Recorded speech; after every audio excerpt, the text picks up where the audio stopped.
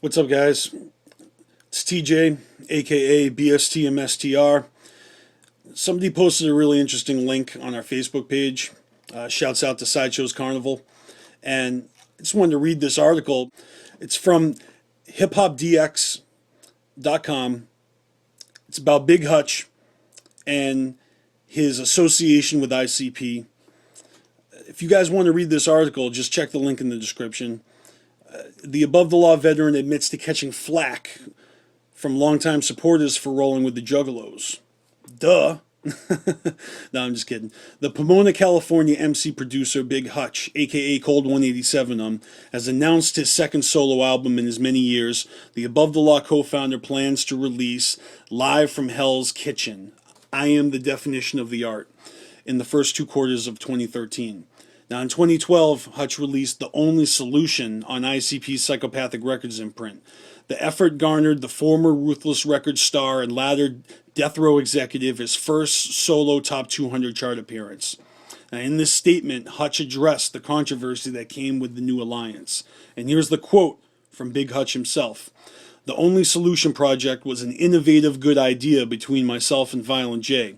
But everyone is so damn opinionated these days and not going with the idea of the artist's creativity, the project was harder than it needed to be. We are all independent. We are all going against the mainstream. We all should have been one and not separate. And that goes for both Juggalos and my West Coast hip-hop fans. We might come from different places, but we are all on the same side fighting the same fight. It's like anything else in life. If there's no unity, the real enemy will always win. End of story. So what do you guys think? I mean, is Big Hutch right? I mean, I know he's right, but is it wrong or is it right? The way that we're not uniting over the artist's creativity. Back almost a decade ago, when Violent J, put supervillains out there. Esham was involved in supervillains, and the foundation fell from underneath it, and it ended just as quickly as it started. But every time that Violent J collaborates with someone, it's not half-assed. It's a whole huge production. And, the Only Solution with well-known beats from other songs, Juggalos, apparently aren't ready to embrace, that kind of mashup.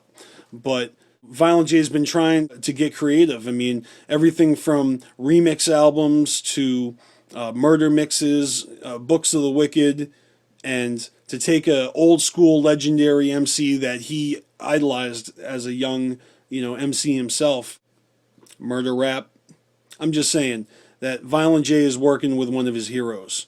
That's what I see. And it almost seems like unless Violent J works with one of your fucking heroes, you're not going to be happy about it.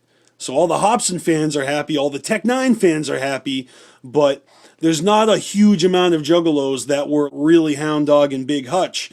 This is a situation where ICP is taking a legend and they're giving him a new breath of fresh air. That's my opinion.